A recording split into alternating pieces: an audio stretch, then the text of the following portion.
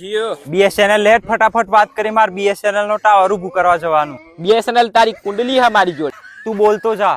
BSNL 3 જુલાઈ પહેલા તારી office પર કબૂતર ઉડતા હતા. અત્યારે લોકોની લાઈન જોવા મળે. બીએસએનએલ પહેલા તારું નામ દૂરસંચાર સેવા નિગમ હતું, જે 1 ઓક્ટોબર 2000 માં બદલીને ભારત સંચાર નિગમ લિમિટેડ રાખવામાં આવ્યું. તારા નેટવર્ક નું કોઈ ઠેકાણું ન હતું, એટલે બચારા ગામડાના લોકો શું કર, લાઈટના થોભલા પર પણ સળવું પડતું વાત કરવા. ગામમાં તો હપારી વાતે નહીં થતી, તું વાત કરું 4G ને 5G ની પહેલા તું તારું 2G હપારી લાય.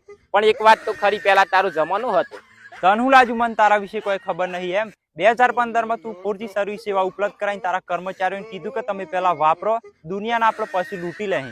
તું લોકોને ફ્રી નેટની આદત પાડીને લોકો નેટના વ્યસની કરી નાખ્યા. લોકો નેટના વ્યસની થઈ ગયેલા લોકો ઘઉં વેચીને રિચાર્જ કરાવવા લાગ્યા. નેટના વ્યસની થઈ ગયેલા લોકો રાતના 12 વાગ્યા પહેલા જો નેટ પૂરું થઈ જાય તો ભાઈબંધ જોડે જેમ તેમ કરી 15 નું રિચાર્જ કરાવતા. એ રિચાર્જ પણ તું આજે 19 નું કરી નાખ્યું. હું 249 નું 1 GB 28 દિવસ માટે આલું. હું ફક્ત 108 માં 1 GB 28 દિવસ માટે આલું. હું 299 નું 1.5 GB 28 દિવસ માટે આલું.